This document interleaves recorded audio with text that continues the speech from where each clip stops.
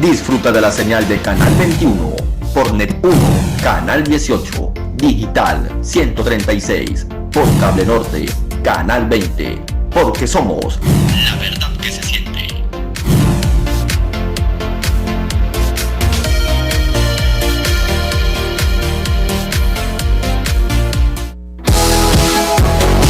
A continuación, programa de opinión. Contiene elementos de lenguaje, salud, sexo y violencia que requieren de la supervisión de padres o representantes.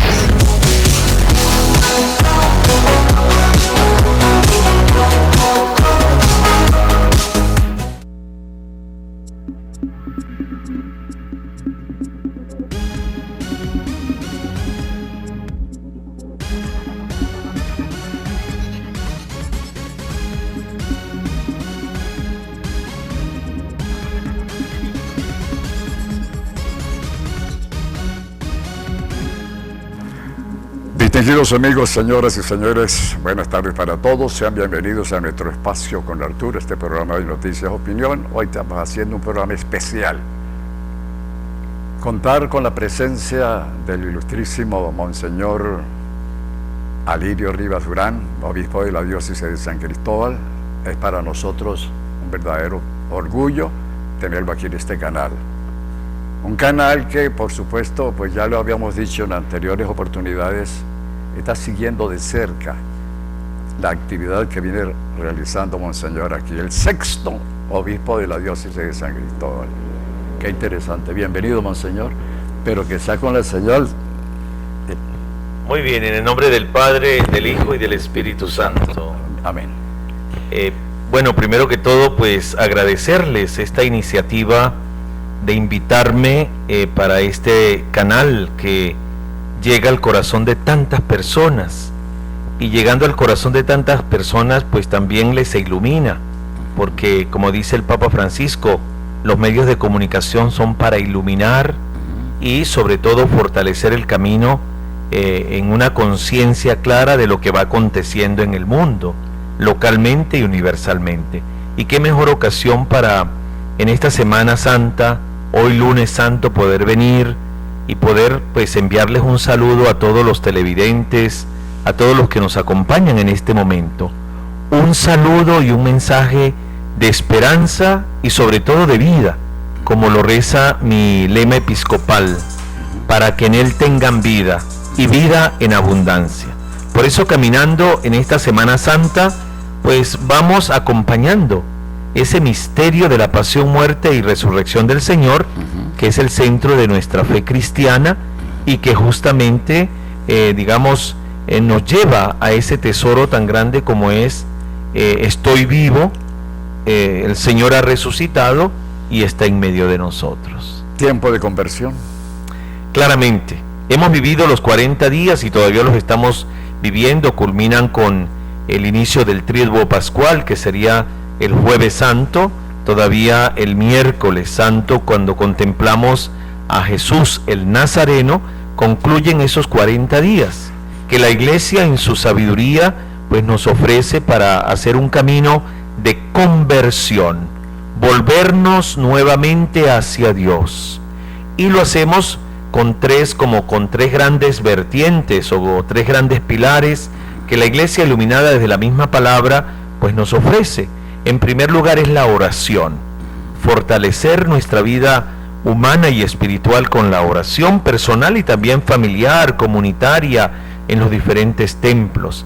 El otro elemento también es la caridad, una caridad que se concretiza claramente en ver ese rostro sufriente y acompañar a ese Cristo que continúa esa larga pasión como Él la vivió en las personas más necesitadas, más vulnerables, más, como dice en el lenguaje del Papa Francisco, en un cierto modo ignoradas, dejadas de un lado.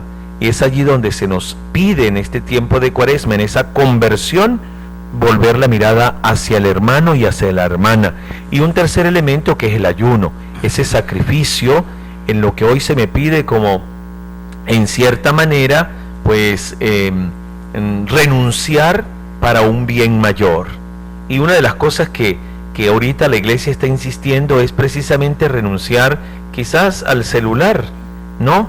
Para poder tener ese tiempo con mi mamá, ese tiempo con mi papá, ese tiempo con mi abuela o con mi abuelo o con mi vecino o con esa persona que a lo mejor ha quedado sola y que necesita esa cercanía humana, pero con esa unción cristiana bautismal para reconocer a mi hermano o a mi hermana solo, a veces pasando a lo mejor por un momento duro, y es lo que el Señor me pide hoy, ese sacrificio. Yo le voy a interrumpir un momentito porque no puede pasar inadvertido. Casualmente ayer observé, señor obispo, en una misa que tuvimos ayer en la Baptista de Las Palmas, con una jovencita con el celular en plena misa y el pleno celular, mirando el celular y mirando otra cosa. Yo dije, pero bueno, es que hemos perdido ese principio que yo conocí hace 50 años, cuando todavía pasaba por el lado de un sacerdote y uno le pedía la bendición, Padre, ¿cómo está usted? Y el padre le decía, bienvenido hijo, yo decía, Dios te bendiga. Y oye, qué cosa tan hermosa. Esos principios se han ido perdiendo. ¿Por qué?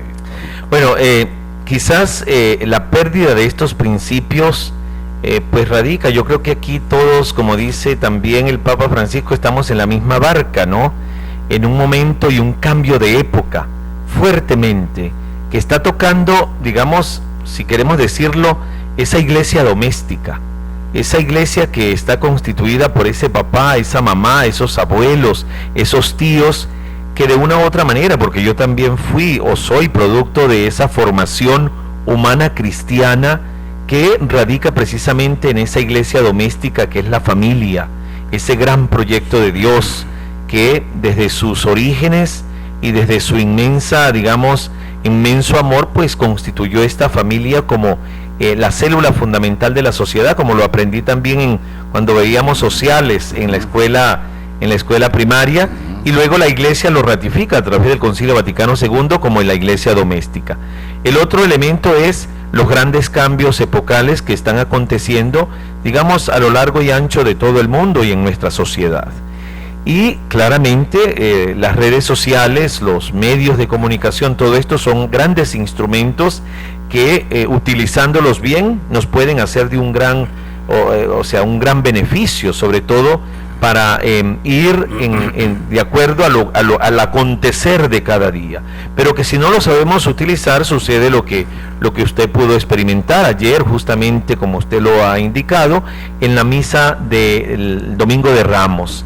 Y algo que yo siempre conservo en mi memoria es que en una de las iglesias en Caracas, donde estuve como 2 años y medio de obispo auxiliar, a la entrada de la iglesia había un aviso, y había un celular y dice, desconéctate, y lo indicaba el celular para conectarse con él, con Dios. Entonces yo sí creo que es como una llamada de atención, una llamada a la reflexión.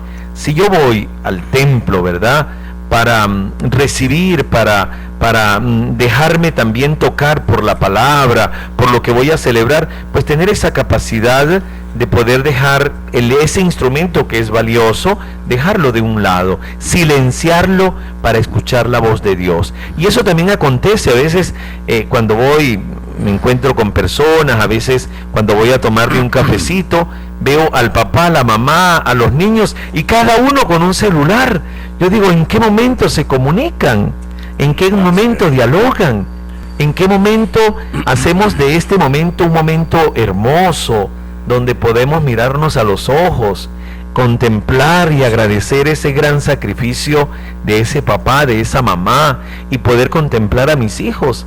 Porque no es, y como siempre le digo también cuando voy en las confirmaciones, en las parroquias, no deleguemos al celular las respuestas que están en el corazón y en la mente de nuestros hijos, y que a veces ellos las van a buscar allí en San Google, como digo yo, ¿no? El santo que ha sido beatificado, ¿no? Le responde todo, pero no es lo mismo cuando yo estoy mirando y contemplando el rostro de mi mamá o de mi papá o de mis abuelos y les pregunto, ¿no? Y ellos me responden, y me responden con una sabiduría que solo ellos saben transmitirla. Qué interesante, muy interesante. 286 papas, si no me equivoco, hemos tenido en el mundo, 286 papas. Bueno, estamos en el preámbulo de prácticamente se dice que del último papa. Se habla del último papa. El que hasta tenemos hasta ahorita, ¿no? Francisco Bergoglio. El Papa Francisco. Va a ser que no temamos, ¿no? Que todavía no hay que temer. Pero sí hay que enfrentar una realidad. La salud del Papa pues se ha visto bastante erosionada, lamentablemente, bastante, y todavía, incluso para poder salir ayer a dar su oficial su misa, que no pudo hacerlo como tal. Creo que Leonardo Sandri, como que fue quien le tocó. Sí. Sí, el cardenal, ¿no? El cardenal Sandri, sí. Bueno, eso significa que bueno, que estamos... Ya incluso han utilizado mucho las redes para decir, este es el último papa, porque este es el último papa, se nos ve el papa, ¿qué va a pasar? Háblenos un poquito de eso, porque hay mucha incertidumbre todavía en la gente. Sí, bueno, primero que todo, creo que desde los últimos papas, hablo quizás del que estuve más cerca y el cual me impregnó muchísimo también y digo que me impregnó y ungió mi vida para seguir este camino, de San Juan Pablo II, que desde allí como que se empieza a vislumbrar también la humanidad de un papa, ¿no? Porque en sus momentos duros, frágiles de su, digamos, salud física, pues pudimos seguirlos en algunos momentos a través de las redes sociales. Luego la persona de Benedicto XVI, un gran papa también, un gran, digamos, se puede decir que es un gran intelectual que ha tenido la Iglesia en el siglo XIX y parte del siglo XX, ¿no? XXI, perdón, del siglo XX y siglo XXI. Y luego este es el Papa Francisco, claramente. Y con el Papa Francisco, pues él ha tratado de mostrar verdaderamente que el que dirige la Iglesia, aunque si es en él donde tenemos la visibilidad de la sucesión apostólica de Pedro como la roca donde fundó Jesucristo la Iglesia, pues también él, quizás muy haciendo una cierta relación con Pedro, pues se ha visto también esa fragilidad. Aunque se ha sido un papa que ha tratado de responder o está tratando de responder a los grandes desafíos para que la Iglesia también sea, como él lo dice, una madre de puertas abiertas, una iglesia en salida, y ha tomado, digamos, una de las líneas teológicas es la eclesiología, y sobre todo una eclesiología del santo pueblo de Dios, una eclesiología donde su primer objetivo es la evangelización, llevar el evangelio y hacer que el evangelio sea la savia que debe permear la vida de todo cristiano.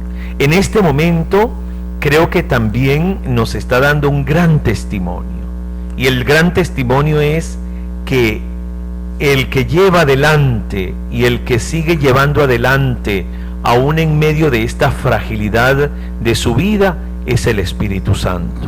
No solo depende de una, digamos, vitalidad o de una salud física, sino que la Iglesia, fundada en los apóstoles, hombres frágiles, depende claramente de su fundador, Jesucristo, y no solamente de Jesucristo, sino también de la acción del Espíritu Santo.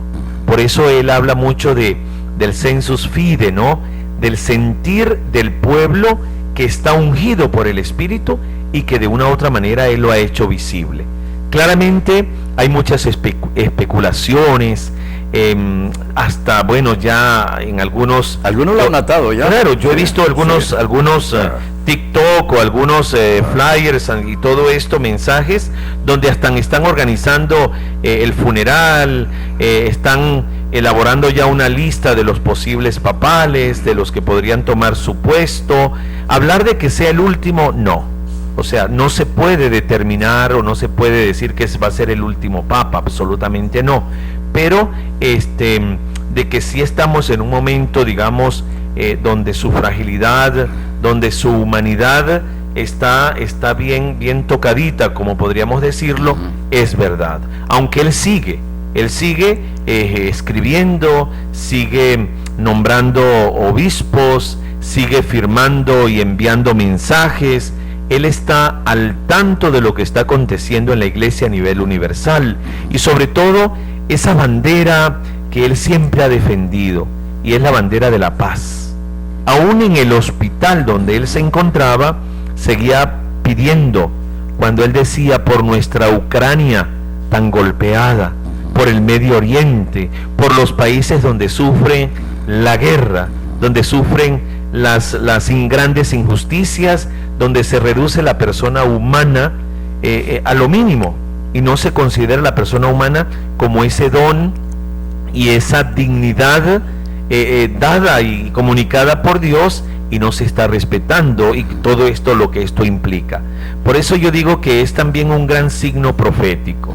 En su fragilidad sigue siendo ese signo de unidad, ese signo de comunión, ese signo donde el mundo entero está siempre dirigiendo su mirada para ver y acompañar. Por eso pues las oraciones que se nos piden, oremos por el Santo Padre para que Él pueda seguir guiando la iglesia, guiando esa barca. Y decía, y yo creo que se cumple también las palabras de Jesús, que lo leíamos ayer y lo proclamábamos en la pasión, ¿no? Ore Pedro para no caer en tentación, ¿no?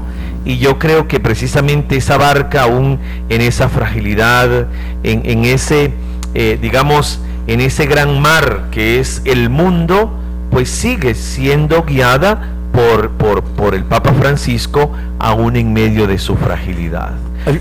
Hay una pregunta que no puedo dejar pasar inadvertido, que también me han dicho en estos días. Pues mira, pero ¿qué pasa si el Papa de realidad tiene un problema, se muere? Porque es normal, es un ser humano como todos nosotros.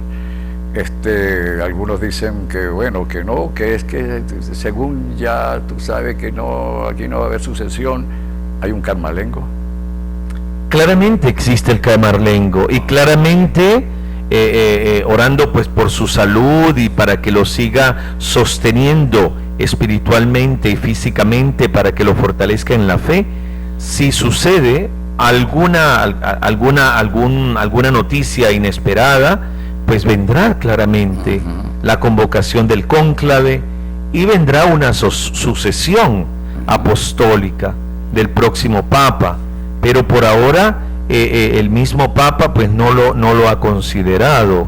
Él dice que él seguirá adelante llevando la barca, llevando su responsabilidad hasta cuando Dios y la divina providencia se lo permitan.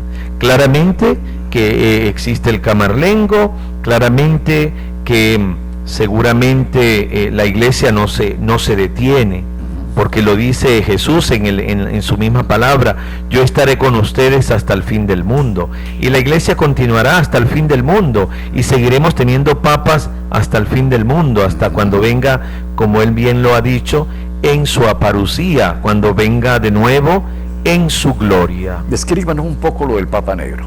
Descríbalo. Bueno, se habla del Papa Negro como siempre se le ha dado como esa referencia al superior general de los jesuitas. Eso es lo que se ha referido siempre como el Papa Negro. ¿En qué sentido? En que pues en su gran sabiduría y en todo lo que ha tenido que ver, digamos, los superiores generales de la Compañía de Jesús, en el llevar adelante tanto una reflexión teológica como también porque ellos fueron fundados también para ser fermento en medio de la sociedad. De allí que tenemos en la Compañía de Jesús tenemos no solamente pues son sacerdotes, pero también son profesionales que llevan adelante esa vocación, digamos, de ser sacerdotes, pero como antropólogos, como sociólogos, hasta tal punto que se hablan de que también han llegado al espacio, ¿no? Porque ellos permean un poco el mundo social, político, económico, cultural, religioso. Por eso se habla de que el Papa Negro está siempre referido al superior general de los jesuitas, también por su manera de pensar, por su manera de afrontar las realidades, digamos, como nos dice el Concilio Vaticano II, las realidades transitorias de este mundo. Por eso siempre se le ha dado como ese adjetivo o esa denominación al superior general de los jesuitas. Claramente también se está hablando, claro, ahorita la iglesia pues ha crecido, la universalidad de la iglesia también ha llegado al continente africano. Claro. Y de igual manera hay cardenales también papables, ¿verdad? Exacto, exacto. Porque todo cardenal, hasta que no haya llegado a la edad de los 80 años, puede ser elegido papa, ¿verdad? Exacto. Por eso también se habla de una posible, digamos, sucesión apostólica, que bien sea del continente africano, del continente asiático, como lo tenemos hoy en día, desde el continente americano, con el Papa Bergoglio, cuando él dice, fueron a buscar al Papa al fin del mundo, ¿no? Porque viene de Argentina. Argentina, sí. Entonces, hay muchas connotaciones en ese sentido cuando se habla del Papa Negro, pero siempre ha estado como el referente ha sido el superior general de los jesuitas. ¿Hasta dónde quiere llegar usted, monseñor? Bueno, yo estoy en las manos del Señor. Hoy estoy sirviendo a esta hermosa diócesis de San Cristóbal, que siempre lo he dicho. Tengo la oportunidad de encontrarme, Dios mediante, con el Papa Francisco. Debo agradecerle por haberme dado este regalo de venir a esta hermosa diócesis, bendecida por Dios con un número, digamos, muy bello de sacerdotes, diáconos, un seminario Santo Tomás de Aquino, donde los jóvenes van, que quieren ser sacerdotes y seguir. Hay un semillero en eso. Claro, semillero. Tenemos el seminario mayor y el seminario menor. Hoy contamos con alrededor de unos 60 seminaristas mayores, unos 107 seminaristas menores, y entrarán este año, Dios mediante, también un número bien nutrido de seminaristas, tanto para el mayor como para el menor. Tenemos una vida consagrada, tenemos unos laicos comprometidos, con un gran deseo de comprometerse y seguir apoyando la labor evangelizadora de la iglesia. Gracias también, y lo tengo que decir, a mi predecesor, a Monseñor Mario Moronta, sí. Que bueno, ha hecho un camino de 25 años y que en esos 25 años ha hecho crecer esta iglesia, y que hoy en día contamos con un tercer sínodo, con unos estatutos sinodales y con un proyecto pastoral definido que responde a las grandes exigencias de ser una diócesis de frontera, pero también ser una diócesis rica en todo sentido, en personas, en vocaciones, en servicios y sobre todo en ese sentido de pertenencia a una iglesia universal. Por eso le decía que agradezco al Señor por este regalo que me ha hecho el Papa Francisco, nombrándome obispo, el sexto obispo de la diócesis de San Cristóbal, y que hoy justamente estoy celebrando mi 4º mes de haber tomado la posesión canónica. Sí, señor, y lo he visto correr de aquí a allá por la iglesia, la catedral, en todas partes. Oye, se mueve como un pez en el agua, ¿no? Qué bueno, qué interesante, ¿no? Oye, pues pero hay una cosa que también me llama la atención. Ustedes no son exentos de hacer trabajo, aparte del religioso, trabajo social, lo que yo llamo trabajo social. Ayer precisamente en la iglesia, anteayer, sí, observé por allí no diría como no es un afiche, ¿no? Arzobispo Romero, creo que fue un mártir, ¿no? Sí, salvadoreño, que lo asesinaron, claro. Allá. Lo mataron precisamente en plena misa que estaba haciendo. No, ¿usted no teme que realmente vengan aquí de repente también esas secuelas de tanta gente mala que hay, como está pasando incluso en Nicaragua, que tengo que referirlo en Nicaragua? Eso me llama la atención. Ustedes no son exentos de cualquier agresión. Una de las cosas que me impulsa, ¿verdad?, a actuar en libertad y en la verdad, es la opción de vida que hacemos, o en este caso he hecho yo primero como cristiano, gracias a mi familia, luego como sacerdote, como misionero y hoy como obispo, y es la opción por Jesucristo. Y si hacemos opción por Jesucristo, sabemos que el destino de Jesucristo fue la cruz. Por eso un discípulo que se pone en camino para tener la misma aventura, pues se tiene que estar preparado, expuesto claro, a asumir las consecuencias de ese seguimiento, ¿verdad? Por eso, como también lo reza, y ya lo mencionaba anteriormente, mi lema episcopal, para que en él tengan vida. Entonces, una de mis grandes motivaciones cuando cuando escuché, ¿no?, de mi nombramiento para San Cristóbal, es venir y hacerme verdaderamente pan partido y sangre. Esa sangre, cuando uno celebra la Eucaristía, que dicen tomen y beban, que debe ser tomada, bebida, consumida por el santo pueblo de Dios de San Cristóbal, pues aquí estoy, para que el pueblo de San Cristóbal, la iglesia que peregrina en San Cristóbal, tenga vida y vida en abundancia, porque tenemos que ser fieles al Evangelio. Lo mencionaba en la misa crismal, el sacerdote que se deja acompañar y guiar por Jesucristo y lo sigue como discípulo misionero, está llamado a dar un testimonio radical del Evangelio, y ese testimonio radical a veces puede incomodar, a veces puede... La verdad incomoda, ¿no? Claro, a veces puede incomodar, a veces puede no, estar de acuerdo a las exigencias de este mundo, como decía Jesús a sus discípulos, pero de igual manera, siendo una diócesis de frontera, con todo lo que esto implica, con todas las realidades tan complejas que están presentes en nuestras diócesis, pues tenemos que ser esa luz, esa antorcha, esa luz que ilumina la conciencia y que acompaña a nuestro pueblo. Uno de los grandes desafíos que yo digo es la parte de la migración, y es allí donde la iglesia, gracias también a otras ONGs, ¿no?, a otras instituciones que apoyan a todo este peregrinar de migrantes que tanto salen de Venezuela como entran, pues estamos allí como esos puntos focales, esos puntos de referencia para reconocer a la persona en su dignidad y darles verdaderamente ese consuelo, esa cercanía, ese volverles a restituir esa dignidad que a lo largo de esa experiencia de ser migrante pues se ha ido diluyendo, y está la iglesia allí para decir: aquí estoy contigo, te sostengo, quiero acompañarte. Y eso tiene sus riesgos, eso incomoda, sí. Eso incomoda. Precisamente para antes de irnos allá al máster para esta segunda parte, yo copié una partecita sobre Arnulfo Romero. Si me matan, resistiré con el pueblo salvadoreño. Que mi sangre sea la semilla de la libertad, lo dijo Arnulfo Romero Arias en Salvador. Eso ocasionó casualmente más de 75 personas, o sea, muertos en esa guerra fratricida, ¿no?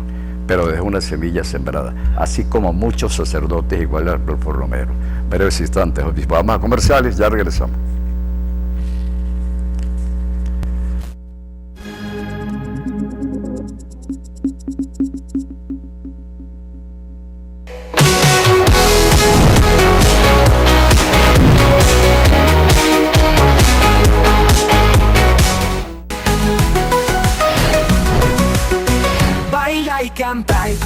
Con nosotros estos 25 años de diversión y entretenimiento y opinión para el mejor espectador. Son 25 años, bailamos 25 años, cantamos 25 años, disfrutamos 25 años, porque somos la verdad que se siente.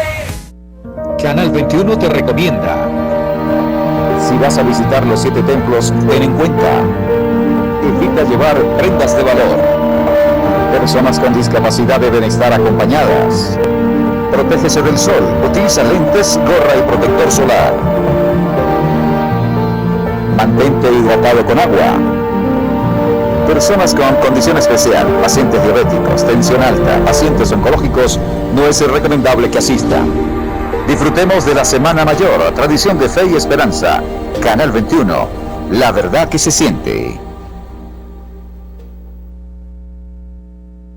Fundición técnica agroindustrial. Fundido el metal. Este proceso permite la fabricación de emblemas para toda clase de vehículos, grandes o pequeños, copas para rines, carcasas, quemadores de cocinas, anafres y parrillas, y un sinfín de artefactos para el hogar, símbolos patrios y religiosos, palancanas en aluminio o cobre para uso industrial. Compramos material ferroso, aluminio, cobre y antimonio. Lleve la pieza dañada y se la entregamos como nueva. Gilberto Rey, artesano con 40 años de experiencia en fundición, les espera en Carretera Vieja El Corozo, Sabaneta, número 0067. Teléfonos 0424-780-5663 y 0426-974-7390. Servitorno Forero de Luis Forero Boada. Fabricamos todo tipo de piezas mecánicas y servicios industriales. Torno y fresadora automatizada, prensa hidráulica, soldaduras especiales, cortadoras de láminas de grueso calibre, tecnología de punta en el centro automatizado con el ingeniero Abner Chacón y demás personal con amplia experiencia. Servitorno Forero, carrera 8, número 6-176 La Concordia, Estado Táchira. Teléfonos 0424-756-1582 y oficina principal 0424-775-9913. Autopartes Eléctricos Chuma, compra, venta, importación y distribución de repuestos eléctricos de 12 y 24 voltios, repuestos automotrices en general. Franklin Nomael Chávez Cortés le atiende en carrera 10, número 258, barrio El Carmen, vía La Gran Parada. Si su problema es un repuesto para Ford, Chevrolet, Toyota, Mitsubishi, Daewoo, Hyundai, Encava, igualmente Iveco, Isuzu, Volvo o MAP, teléfonos 0276-347-4527 y 0424-710-1934. Autopartes Eléctricas lo tiene. Chuma es Chuma. Somos Canal 21, la verdad que se siente. Son 25 años demostrando el cariño en televisión. Son 25 años del mejor talento de la región. Somos Canal 21, la verdad que se siente.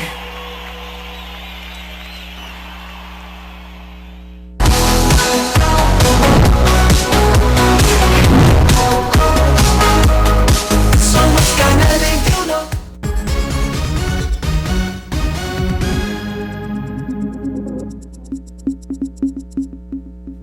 Bueno, proseguimos con Arturo por el Canal 21 en este programa especial. Es un programa especial que estamos realizando. Tiempo de conversión, tiempo cristiano, ¿verdad? Que, oye, que este programa de hoy lo vamos a transmitir toda Semana Santa. Excelente. Toda la Semana Santa. Incluso vamos, que me están diciendo que lo vamos a sacar también en varias redes. Porque yo tenía tiempo para invitar a Mario del Valle Moronta. En verdad, hizo un trabajo también muy importante aquí en el Táchira.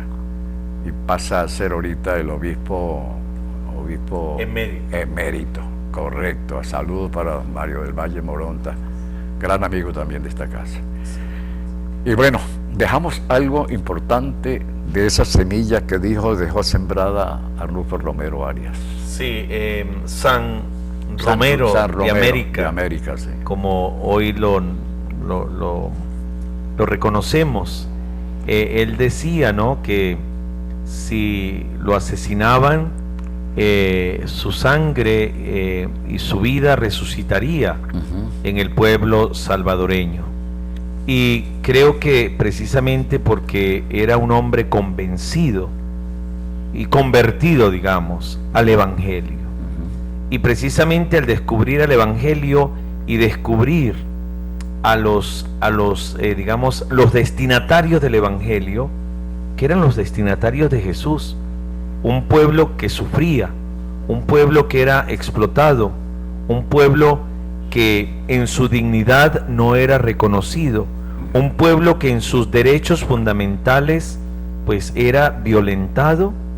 Él asume el Evangelio como esa bandera, ese fermento para iluminar la conciencia de su pueblo, para que la iglesia resucitara, y de esta manera, resucitando en la iglesia, pues continuara haciendo presente el reino de Dios.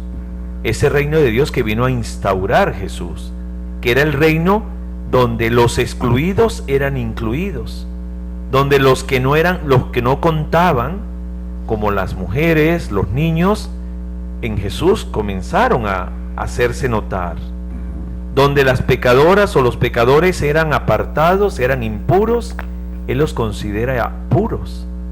Y es precisamente mostrando el rostro misericordioso de Dios, es el Dios compasivo, que es precisamente lo que en esta semana santa estamos meditando, o vamos a meditar en esa pasión, muerte, pero también en la resurrección del Señor. Por eso estas palabras de Monseñor Romero, que gracias también al Papa Francisco, quien lo canonizó, reconoció en él esa vida de santidad impregnada de evangelio, y un evangelio que no lo vivió él, sino que lo transmitió al pueblo salvadoreño. Pues hoy tenemos también como esa gran luz. Por eso se habla del mártir de la Iglesia de América Latina, se habla de Romero de América, y debe ser también para nosotros como un referente, el cual pues entendió que ser cristiano, y él en algún momento a lo mejor lo diría, ser cristiano, ser sacerdote, ser obispo no es de oficina, que es importante, pero es el obispo que debe caminar con su pueblo, que debe escuchar el palpitar del corazón del pueblo. Y creo que es eso lo que nos pide el Papa Francisco cuando nos está diciendo: el obispo, el ministro ordenado, el sacerdote, el diácono, tiene que ser un obispo, un sacerdote, un diácono con olor a oveja. Y creo que eso lo vivió Monseñor Óscar Arnulfo Romero. Aun cuando a eso no les gusta a muchos gobiernos también que se les diga la verdad, ¿no? Claramente, porque la verdad, pues como dice el mismo Evangelio, nos hace libres, pero precisamente es la verdad la que debe iluminar la conciencia y los destinos de los pueblos. Por eso pasó lo que pasó con Jesús, porque él hablaba en la verdad, y desde la verdad pues lo lleva también a entregar su vida, que para el mundo de el imperio romano, las autoridades, era como decir, bueno, vamos a aniquilarlo, vamos a silenciarlo, pero esa verdad desbordó a través de la resurrección, que es precisamente lo que queremos celebrar finalizando esta Semana Santa. Son mártires aquellos que recorren caminos buscando el sustento diario, buscando la paz. ¿Qué recomendaciones le daría usted a esos inmigrantes? Claramente, no solamente se habla de un martirio de sangre, ¿verdad? Porque no todos estamos llamados a ser mártires derramando la sangre. Por supuesto. Sí. Pero hay muchos mártires en nuestra Venezuela, en América Latina y el mundo. Tantas madres que derraman no solamente lágrimas, sino derraman su sangre también al ver que un hijo o una hija de repente son desaparecidos, o han tenido que dejar sus familias para tomar caminos interminables como los que experimentamos también aquí en San Cristóbal con nuestros hermanos migrantes. Son mártires también los que aún para sostener una familia a veces tienen que silenciar y viendo las injusticias no lo pueden decir, ¿verdad? Porque dicen, bueno, ¿cómo puedo llevar el sustento a mis familias? Son mártires los que están de repente privados de libertad y que no pueden o no se les permite también anunciar y proclamar lo que les está sucediendo, los que les está pasando, y son ignorados, son silenciados. En fin, tanto en Venezuela como en América Latina y el mundo, pues la dimensión martirial siempre se ha vivido. De ahí que el pueblo venezolano y latinoamericano se identifica mucho con la Semana Santa, especialmente con los Via Crucis, con las 7 palabras, con ese miércoles santo donde Jesús carga su cruz, en ese Viernes Santo, en la celebración de la pasión del Señor, porque se identifican. Hay un martirio permanente en nuestro pueblo, en nuestra iglesia, en nuestras familias, en nuestra sociedad, que sigue siendo pues ese signo de vida y de esperanza. Por eso siempre, como nos dice ahorita el Papa Francisco, decretando este año, el año de la esperanza, el año jubilar de la esperanza, que la esperanza no defrauda, y reflexionando en esta esperanza no defrauda, que viene precisamente de San Pablo, es precisamente por todas las experiencias vividas por San Pablo, que le tocó vivir a él y que nos toca también vivir a nosotros. Por eso la enfermedad, las injusticias, el no tener lo esencial para echar para adelante, para vivir, pues no tienen la última palabra. La última palabra la tiene el autor de la vida, que es Jesucristo, que vence la muerte, vence el pecado, vence las estructuras injustas y nos da esa nueva vida que es el mismo, que es el resucitado. Nosotros podemos sacar a colación en esta Semana Santa, como todos los días mandamientos. Claramente. ¿Por Y qué? eso, claramente, señor Arturo, y lo vamos a quizás a experimentar el Viernes Santo, Ajá. en las Claro. 7 palabras. Claro. O sea, todos, mirar los mandamientos y esos mandamientos pues centrados, como lo dijo el mismo Jesús, en el mandamiento de amar a Dios, pero amar al prójimo. Entonces, cuando no se ama al prójimo, pero sí ama a Dios, hay una gran contradicción. Por eso los mandamientos son esas luces que deben iluminar nuestro comportamiento como personas que también estamos llamados a construir una sociedad, a aportar a una sociedad, a aportar una convivencia fraterna. Y en la encíclica del Papa Francisco, cuando habla de Fratelli Tutti, hermanos todos, precisamente pone en evidencia y coloca en evidencia los 10 mandamientos, pero también unos mandamientos que se deben hacer concretos y reales en la vida de todos los días. Parece que como que dejaron de existir los 10 mandamientos, porque es muy poco lo que se cumple, ¿no? Los mandamientos, ¿no? Bueno, de los no, 10 creo que no llegan a 8. claramente yo diría más que dejaron de existir, que no les conocemos. O más que no les conocemos, a lo mejor hasta los ignoramos, ¿verdad?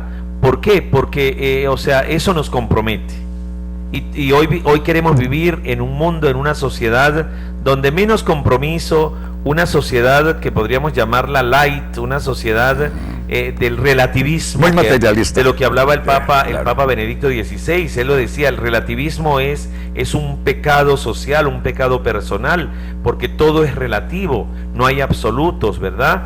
De igual manera, el hecho de no entender que esos 10 mandamientos es para orientar la vida y para que tengamos vida, pues el no cumplirlos, el no conocerlos, pues claramente que nos va a llevar a tomar decisiones y caminos equivocados. Por ejemplo, honrar a padre y madre. ¿Cuántas veces yo visitando lugares, tenemos muy cerca de la catedral un lugar que le llamamos Negra Hipólita, cuántas personas, mujeres, ¿verdad?, dejadas allí, abandonadas y no recordadas? ¿Y dónde está ese honrar a padre y madre? El hecho de no matar. A veces somos cómplices, porque no se mata solamente con un arma, Exacto. sino con medidas y situaciones que van opacando la vida, van destruyendo la vida, van disminuyendo la vida, como ese regalo de Dios. Y de igual manera podríamos decir amar a Dios sobre todas las cosas, como usted bien lo decía, ¿no? El materialismo, el tener, el poseer, el sentirme cómodo independientemente que mi hermano, mi hermana, mi vecino esté pasando una gran necesidad, pues a mí no me importa, ¿no? Entonces yo sí creo que hace falta como de recordar todos estos mandamientos, pero siempre en esa clave evangélica de Jesús, ¿verdad? Él nos dice claramente que seremos juzgados no por cumplir leyes, sino por cómo las hemos vivido desde ese mandamiento del amor. Tuve hambre y me diste de comer, tuve enfermo y me visitaste, fui precisamente emigrante y me acogiste, ¿verdad? Y así podemos seguir agregando, ¿no?, lo que Jesús colocó en el corazón de los discípulos apóstoles y que nos lo entrega como testamento para que nosotros también vivamos ese gran mandamiento del amor, que lo vamos a vivir claramente el Jueves Santo. El Jueves Santo, cuando se instituye la Eucaristía, también se instituye en el corazón de la Eucaristía el sacramento del orden sacerdotal, pero también el gran mandamiento del amor, cuando nos lavamos los pies los unos a los otros. Y el Papa Francisco en esto nos ha dado una gran lección, visitando las cárceles y lavando los pies de los privados de libertad. Yo también iré este jueves al lavatorio de los pies, allá en la que tenemos aquí, la cárcel que tenemos aquí muy cerca, Santa Ana. Sí.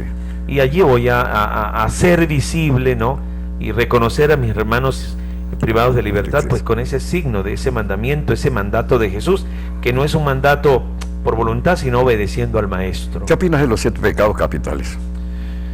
Bueno, los 7 pecados capitales, pues también son realidades que están intrínsecamente presentes en el ser humano, ¿verdad?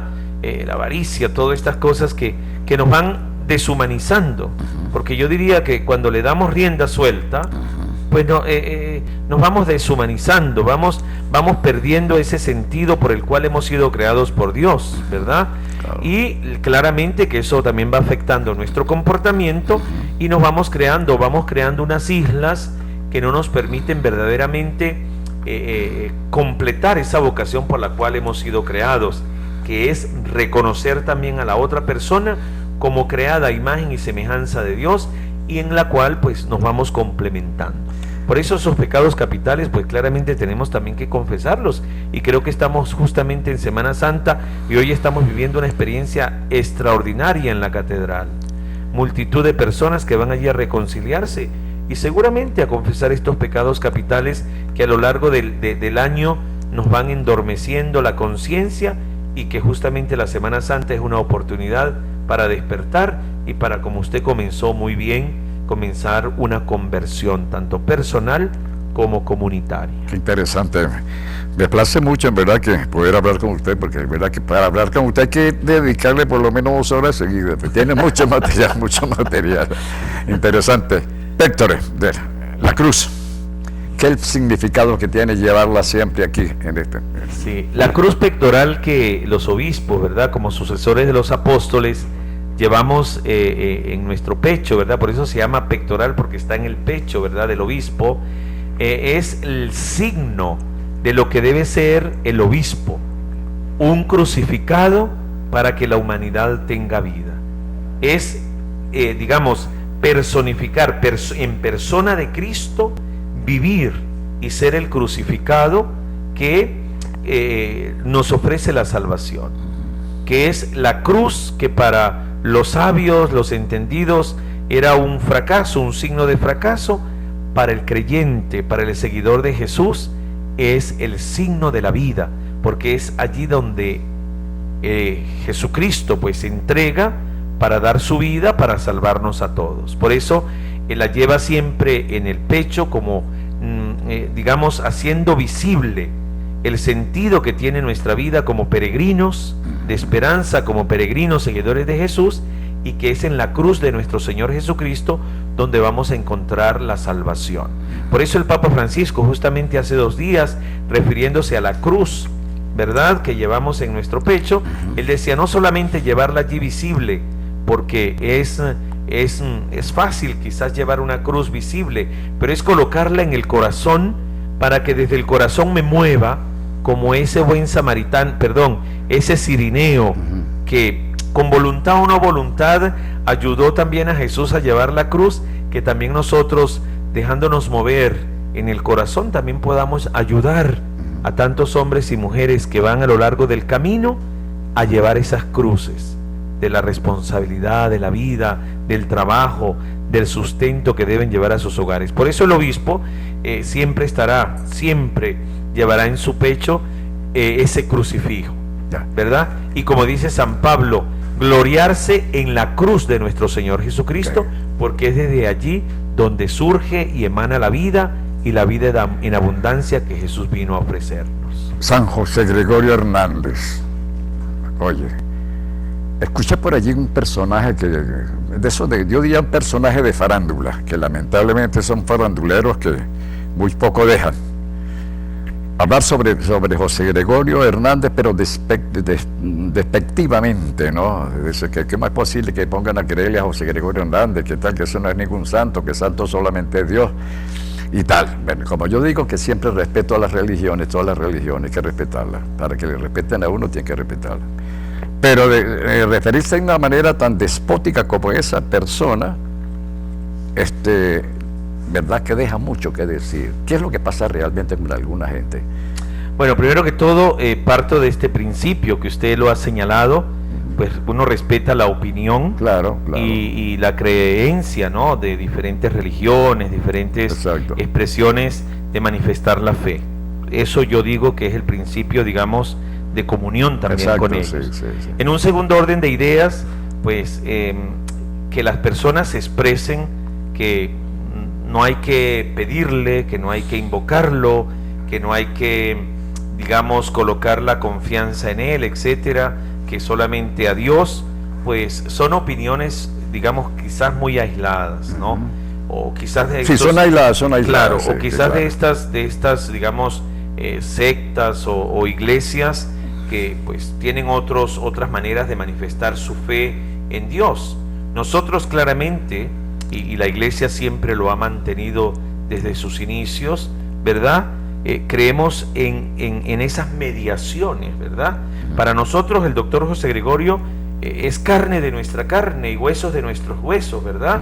Y bueno, yo también soy de Trujillo, es mi paisano. Claro, claro. Y fue un hombre que supo vivir en plenitud su bautismo. Muy humilde también. Y muy humilde, porque Sí. nació en Isnotú. En estos días estuve por allí Claro. visitando, Ajá. y me decían que el hogar donde nació era un camino de paso, donde pasaban porque iban hacia Colombia o hacia otros Sí. lugares, Ajá. ¿verdad? Hacia Maracaibo, etcétera, y era un lugar de paso donde había un negocio, ¿verdad?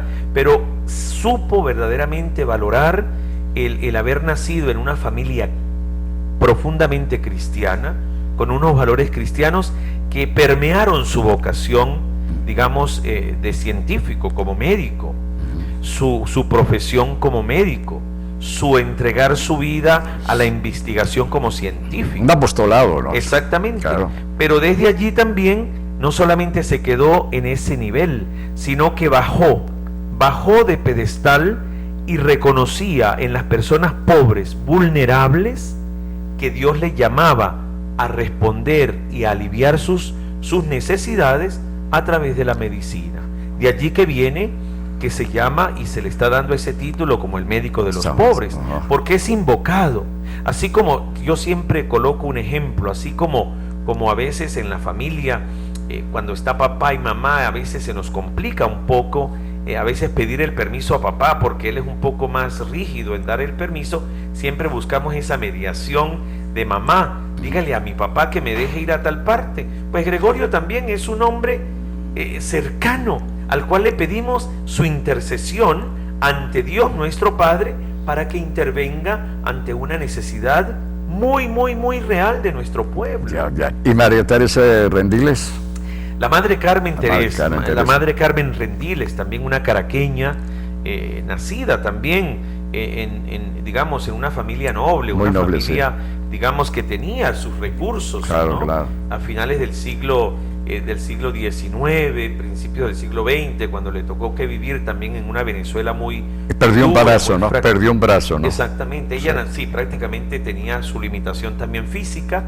Ella también supo desde un principio mirar más allá de lo que veía, digamos, la sociedad o el ambiente donde ella nace, y por eso va y empieza a fundar los colegios, a fundar casas para ancianos, y sobre todo el gran amor a la Eucaristía, y claramente amando la Eucaristía también acompañando y sirviendo a los sacerdotes que son ministros del altar, ministros de la Eucaristía.